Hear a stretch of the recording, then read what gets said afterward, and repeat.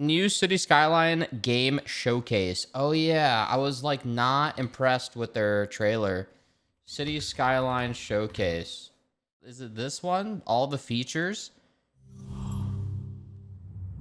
The roads crisscrossing your city are more than a means of transport. By connecting citizens to their work, families, and communities, they are the veins and arteries of your city's beating heart. Every pathway you carve out shapes the routine every day and opens the door to the extraordinary events that define their lives. City building starts with roads. Roads allow people, goods, and services to move through your city, of course. And in City Skylines 2, all roads except for highways automatically carries water, electricity, and sewage lines. It's a shortcut that lets you focus on what you love about city building sooner. You'll construct and refine your road network using road tools. They're easy to learn and flexible, inviting you to follow your creative impulses. Returning players will welcome upgrades to the road tools that introduce several of the most wished-for features. Other features are totally new. Use the road tools to create seamless city blocks in just 3 clicks. In no time, you'll lay long, beautiful stretches of road to link lively residential and industrial districts to your buzzing city center. Just like that, you'll thread traffic along wide, curving streets. It does kind of look like they're taking modern features and just putting it into the base game, right? A few clicks. Intersections have been overhauled in City Skylines 2. Placement rules are less restrictive, and you can use pre-made intersections on new and existing roads. You can also add roundabouts. Yep, they're here. From gentle suburban roundabouts to roaring multi-lane roundabouts. Wait, what the fuck? It's never been easier to that was never a thing in the first game? Streams of traffic. That's because roads will be configured automatically, so vehicles can enter and exit the roundabout safely. Simply drop your preferred roundabout over an existing intersection, and ta-da! You needed mods? A whole new way to move people, goods, and services through your city. Decide the direction of traffic and how it flows by placing traffic lights, crosswalks, and directional no-turn traffic signs and stop signs. Erect sound barriers and construct parking lots. That's sound another barriers new feature in City Skyline 2. And for returning players, it means Christmas has come early. You can even add decorative touches if you want to. They don't just make your city pretty, they can be useful too. So those trees you use to line sidewalks, add charm and reduce noise pollution. Of course, building a city is a process of exploration and experimentation. You'll try stuff out. Some of it you'll like, and some you won't. Want to change an existing road? Use the new Replace tool. It's like the old Upgrade tool, but with more freedom to refine your road network. Change your mind about a road? Bulldoze tool to the rescue. Click, click, click, and that road is a thing of the past. Road building is more intuitive and nuanced in City Skylines 2, and every pathway has a far-reaching impact. Build your city's roads as a testament to your ambition and a promise to citizens that anything is possible. I mean, that's cool. 39K, goddamn. I mean, you know, I love my fucking city builders. Yeah, I mean, that's cool. I'm not like fucking pogging my ass off over here, you know? All right. Traffic AI. People are the lifeblood of your city. As they move through it, they set the city's pulse. Not in the cold rhythms of code, but with the variability and pace of a real city. So you should expect the same order and chaos that emerges when countless individual decisions are made all at once. It's a level of vibrant realism you've never seen before, and it's powered by the deep simulation of traffic AI. How people move from A to B in your city is called pathfinding. I remember following that kid in City Skyline. I don't know if anyone can find it. He lived in a fucking crazy house, and I tracked him how he went to school. It was like the weirdest shit. The kid, I don't know what the fuck he did. He like got on a bus and like never went to school. I don't know. Pathfinding meant choosing the shortest route by distance, but ignoring factors like travel time and traffic congestion was less than ideal. Pathfinding has changed. In City Skylines 2, 4 main factors influence how people move through your city. These factors are called pathfinding costs. People weigh up these costs to decide where to go and how to get there. The path with the lowest cost is the path they choose. But how people weigh up these costs is very different. To help you understand, let's walk through the 4 pathfinding costs. Time is usually the most important pathfinding cost. I like how you just see like the wheels clip through the road. Destination if they can. Comfort is another pathfinding cost. Who doesn't want a smooth journey? Wouldn't you avoid tricky intersections if you could? The availability, convenience, and cost of electric chargers will now impact where people choose to go and how to get there. Easy parking is actually the deciding factor for some people when choosing where to socialize and spend their money. That's another pathfinding cost: money. Fuel, parking, and public transport tickets can seriously add up. So it's a factor in where people choose to go and how they get there. The final factor influencing pathfinding is behavior, or how likely people are to engage in risky maneuvers on the road. U-turns, lane hopping, and speeding can reduce travel times, lower fuel consumption, and avoid some of the inconvenient aspects of travel. To keep pathfinding costs low, people will reroute if something happens on their journey. For example, if they get caught behind a traffic accident that takes too long to clear, they'll find another way to get where they're going. Oh, that's kind of sick, actually. Traffic accidents? Afraid so. Drivers can lose control and crash their vehicles into traffic. Oh my god, that's sick. I like that. You see, things like wet roads, extreme weather events, and the time of day can increase the risk of a collision. But it's actually poor road conditions that should keep you awake at night. Want to reduce the risk of serious mishaps? Send your road maintenance crew out ASAP. Traffic AI has improved pathfinding. I'm assuming you put down a building and they auto do it. A larger population. But remember, a big population brings opportunities and challenges. 2 info views can help you plan and react when life takes a left turn. Traffic Info View takes the guesswork out of traffic management. It delivers a real-time overview of how much traffic is on your road network and traffic, so you can resolve problems quickly.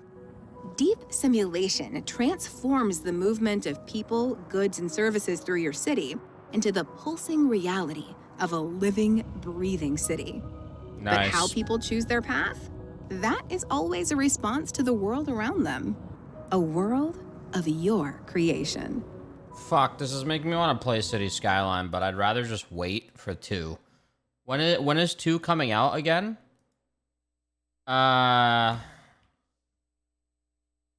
When is this shit dropping? October? Oh, okay. Well, we got time. Yeah, I'd rather just wait, to be honest, but this is a sick, like, traffic AI, that's actually kind of fucking cool. Public and cargo transportation? What is this? Transport networks set the rhythm of life in your city. As they move people and cargo, they can create harmony and discord. No, I still have choo-choo right here. This finely tuned orchestra of ships, vehicles, planes, and trains is yours to conduct.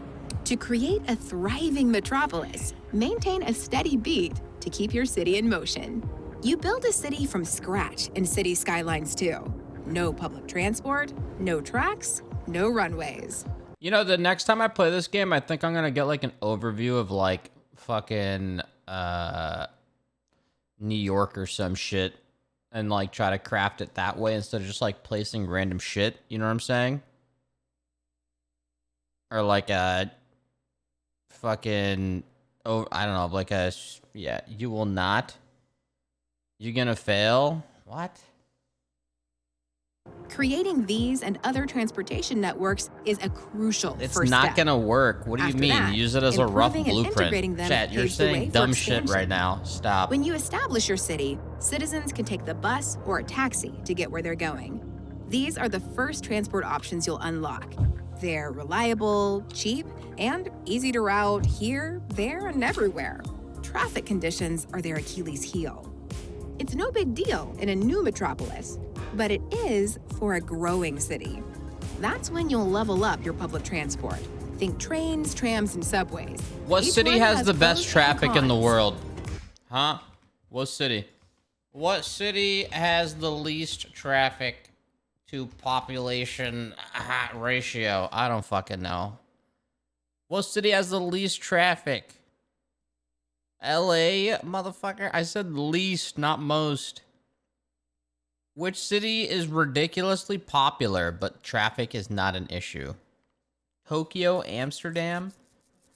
Hold on. Google, or I forgot about Google Earth Tokyo. Google Earth Tokyo. I haven't used Google Earth in like 5 years. I'm just seeing if this is something you can do to use it as like a... Oh my fucking god. This is insane.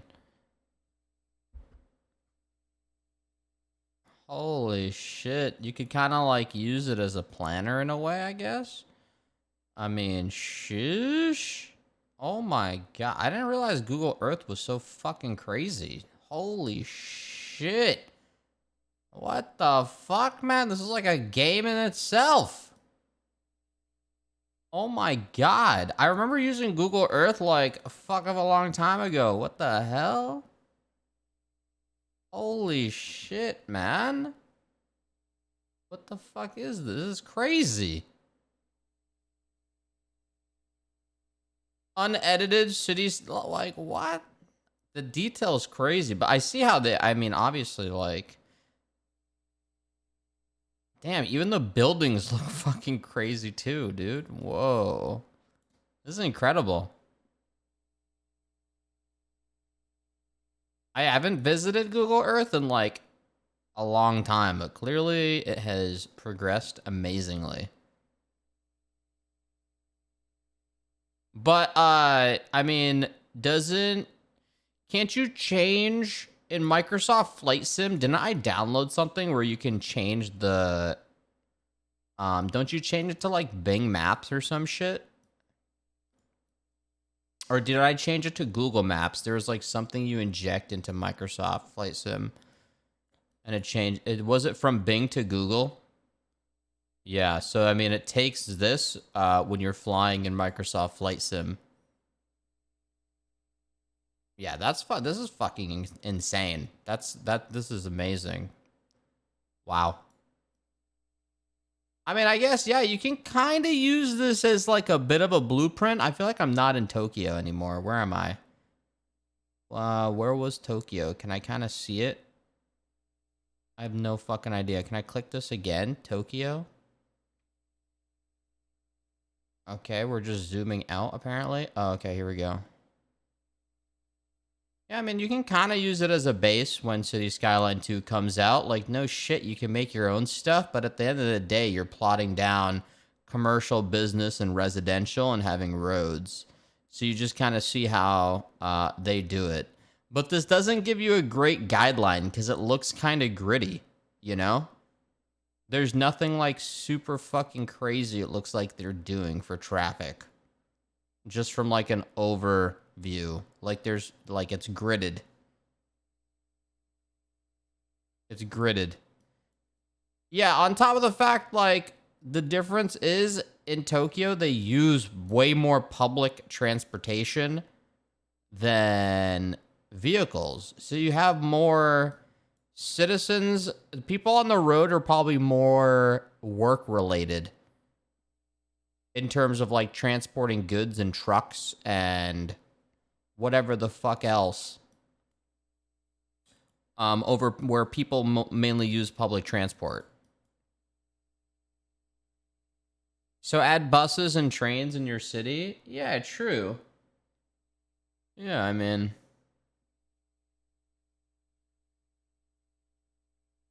I guess, like, you can kind of copy, like, a little bit of, like, how they do... Like, is this a train? Is this a train or I think it's a road. That's definitely a road. Lol. Yeah, it's a fucking road to get to the highway. Yeah, I mean, you can kind of use this as a blueprint. I don't really see anything jarringly like, oh my god, this is how you build the city. Everything is kind of like a derivative of a square or a rectangle. Yeah, this is fucking sick, though. This is super impressive. Insane fucking tech. Insane tech. Crazy, dude. Crazy. God damn, buddy. Check another city. Where else should we go? Tell me another city that has some sort of good Good traffic. Amsterdam. Why do you guys are actually saying Amsterdam constantly? What I don't understand is, does Amsterdam even have that great of a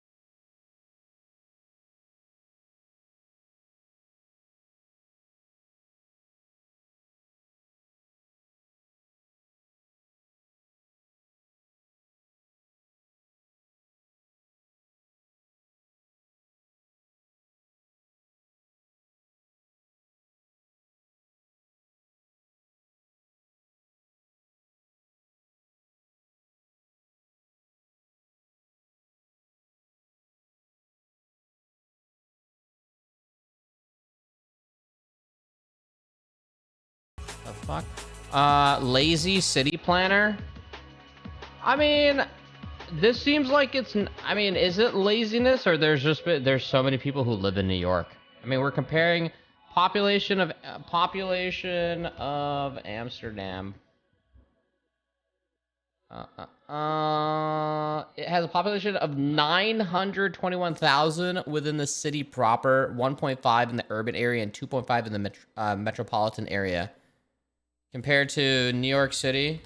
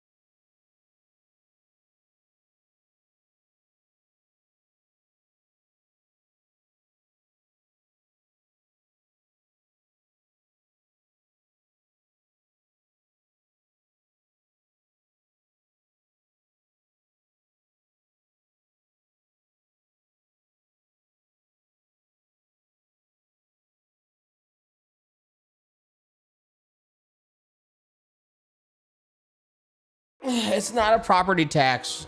Something else. I forgot the name. I'm thinking of Redfin. They have it there. I haven't checked in a while. I saw it and I was like, dude, what you pay, that tax is basically what you would pay, is like equal to like a nice apartment's rent.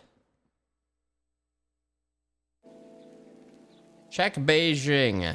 Nah, I think we're good, but this is amazing, dude. What were we watching? Oh yeah, so as we were. They're all expensive to build and complicated, requiring depots, tracks, and stops where passengers can buy tickets and get on and off. That means they can't offer the far-reaching service of a bus line or the door-to-door service of a taxi. On the other hand, they're more efficient, not least because they carry more people and cargo and reduce road congestion. Let's start with subways. They're fast, high capacity, and they take up very little room when they're underground. We need if they subways. operate above ground, you can run them on elevated tracks so they don't get tangled up with road traffic. Trams. They're more flexible than trains, so you can more easily add lines to service new and expanded neighborhoods. Yeah, when I play, I'm gonna add a lot of Tracks on public existing transport. roads, or run them on dedicated tracks if that's the best way to keep I'm gonna try hustle and that. bustle dialed up. Trains carry loads of people too, and not just suburbanites. They can bring visitors from outside your city in large numbers. Trains play another critical role as cargo transport. Build a cargo train terminal, and you build a hub where businesses can receive, ship, and store incoming and outgoing goods. Water transportation is another option for passenger travel and moving cargo. It's another high-capacity network, though water transport's real potential lies in imports and exports. You see, cargo ships might be slower than trains, but these bad boys can carry 1,000 tons of stuff to and from your city. That's actually kind of sick. You can trade with other cities, so you'll need somewhere to house all the goods and resources coming and going. Easy. Like cargo train I terminals, like that. cargo harbors double as cargo storage facilities. Like all of the other networks, air transportation has drawbacks. Planes carry fewer passengers and less cargo than ships and trains. Airports are also astronomically expensive and have the footprint of a small town. However, air transport has a pretty irresistible advantage: speed. Plus, planes won't add to road congestion. They don't follow a rigid track, and they make outside connections incredibly easy. The transport mix in your city will become complex and intricate.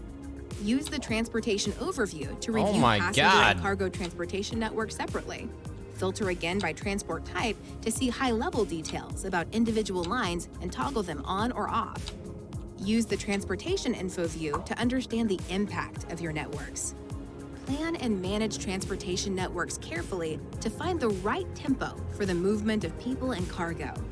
Conduct it perfectly, and every citizen, trader, and tourist will march your city toward greatness.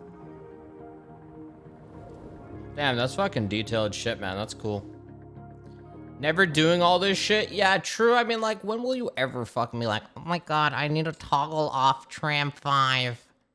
Like, you ain't doing that shit. Like, when are you gonna need to do that? You never know.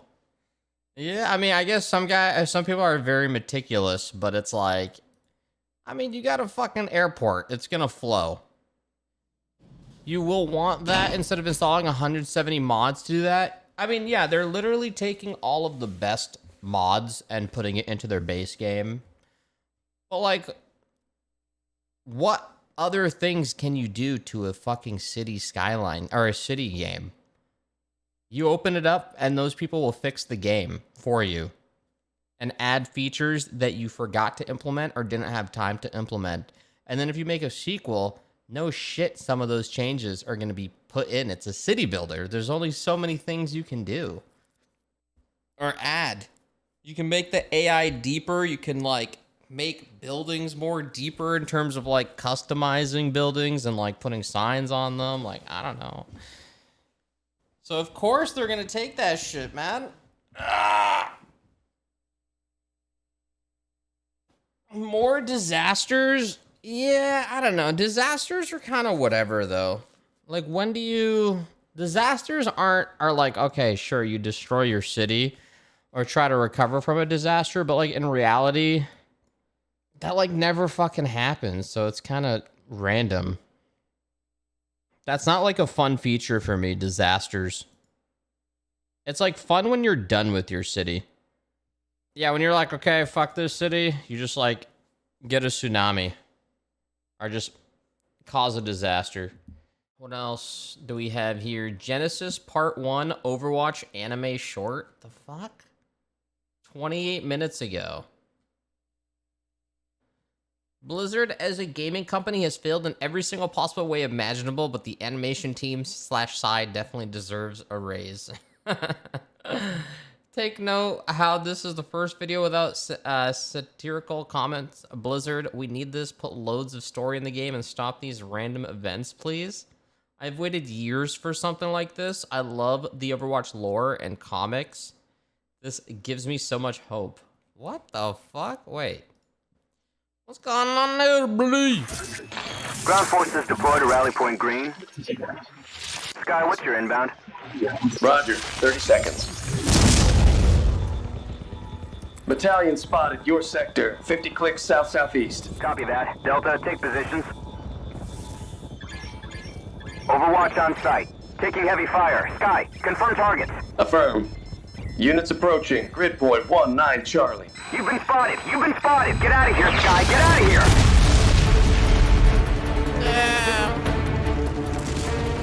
No matter what you call them, warbots, tin cans, they were soulless machines. Is that Ryan? But the truth is, we were scared. I was scared. They were supposed to be the beginning of a new life. But in that moment, it felt like the end of humanity.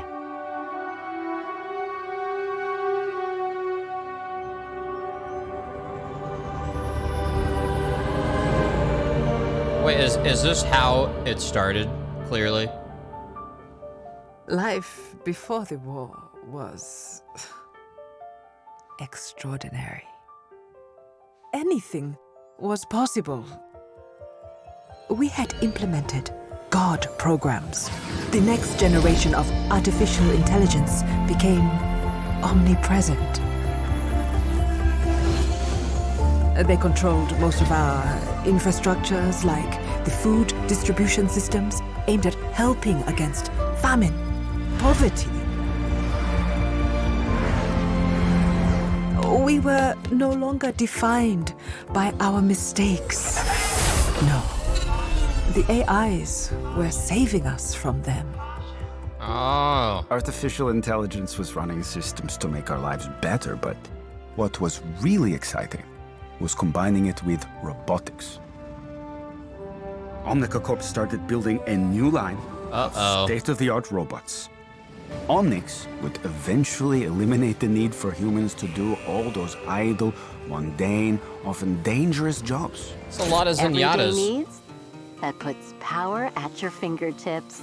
Line of robots that put power by your side. And geared up to put power in their hands. Omnica Corp, always looking to what's next. Society embraced it. Sure, we had the pedal to the metal. But who was really paying attention to the road?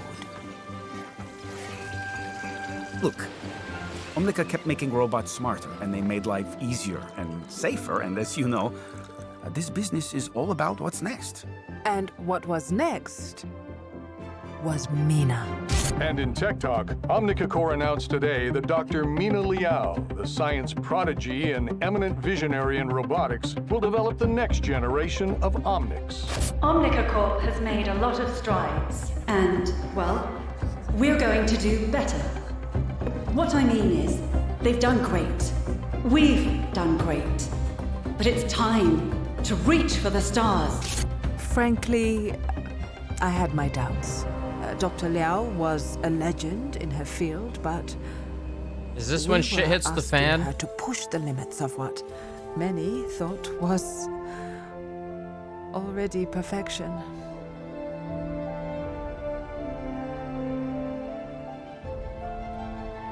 Somebody should have put a stop to it. It wasn't science. It was arrogance. When it came down to the moment of truth, we had no idea what was about to happen. It didn't just activate. She was born.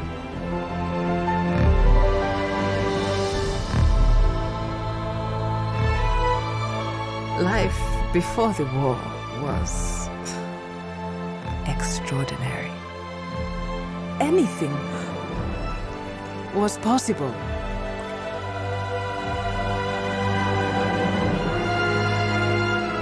But it was all about to change. Huh. I mean, I guess that wasn't that bad. That was kind of interesting. But, you know, you have, like, you know, AI robotics, and then the robotics fucking, you know, the Skynet plot. It wasn't that bad. A little bit too late. Yeah, it wasn't that bad. I mean, it was part 1 of, I don't know how many parts. God, I hope they pull this off, UB, even though I'm a little worried on your last video. Maybe this one will pull me back. This dropped 5 hours ago.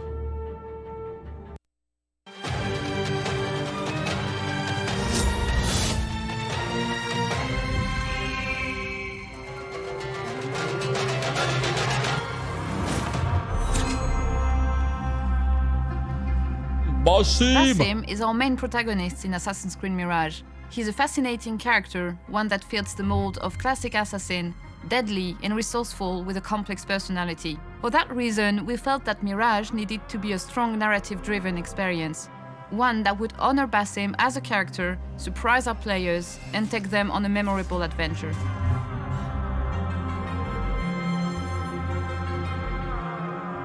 We first met Basim during the events of AC Valhalla.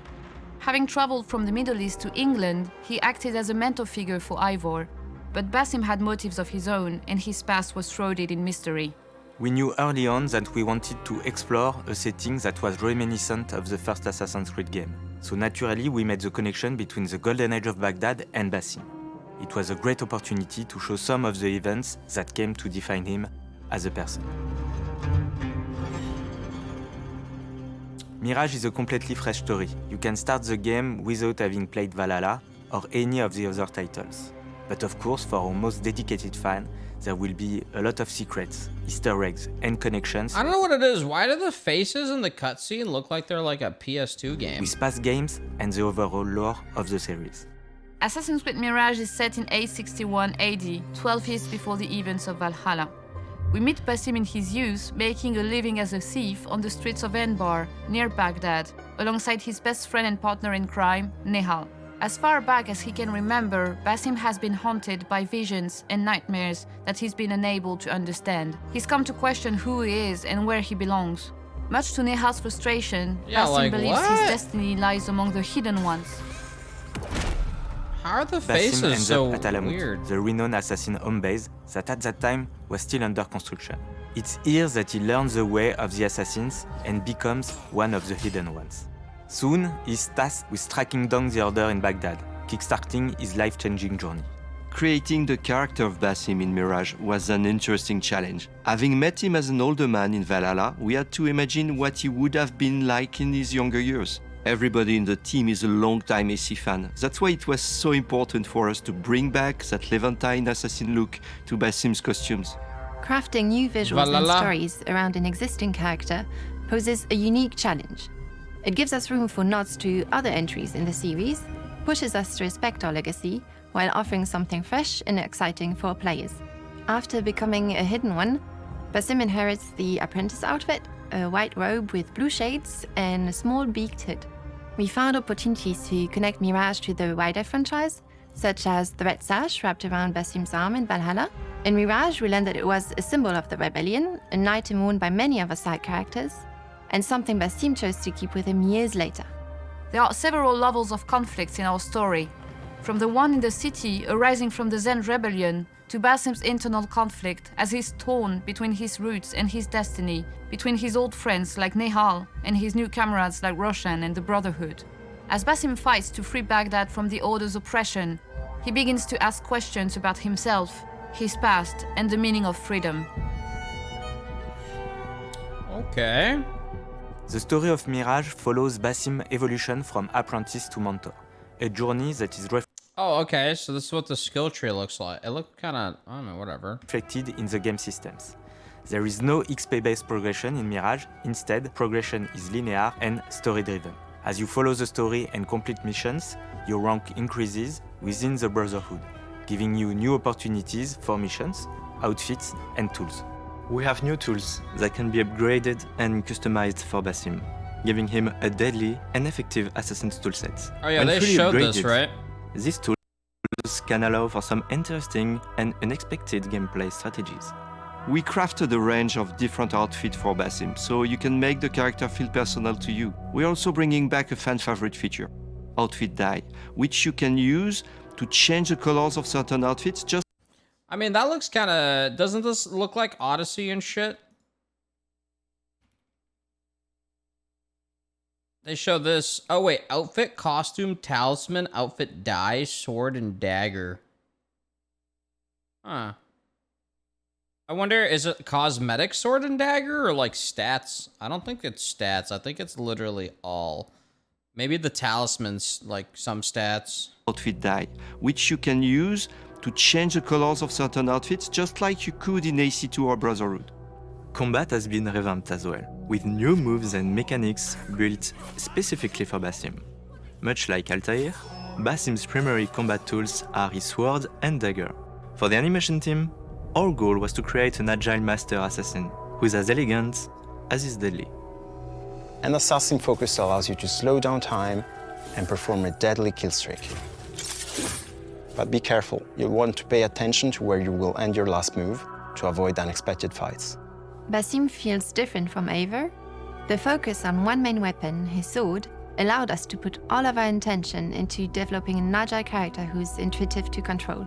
Of course, that also means that the combat will come with bigger challenges, higher stakes, and a greater reliance on tools to escape tricky situations. I kind of like the From dagger his story sword to combo. his appearance to character progression, we designed Basim as a fresh twist on the classic assassin archetype.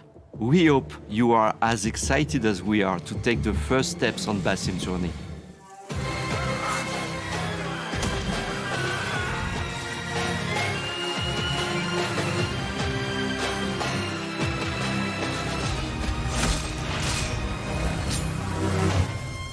Huh. Yeah, I'm skeptical, but I'm looking forward to the game, but, like, I'm skeptical still, you know? But just because of what they showed has been kind of alright. But, like, I don't know. I'm still looking forward to it. I'm gonna play it when it drops for sure, so whatever. Alright, this guy keeps saying Armored Core 6 demo gameplay. Buddy, I swear we have seen it. Unless there's been some new Armored Core shit that popped up from, like, today. Why do you keep saying... I literally just typed in Armored Core. There's nothing. We've seen it all. We've seen it all. FromSoft fanboys? Yeah, whatever, man. You know, some things are worth being a fanboy of, okay? Oh, that water was delicious. You're such a water fanboy. You're such a fanboy of water. You fucking fanboy.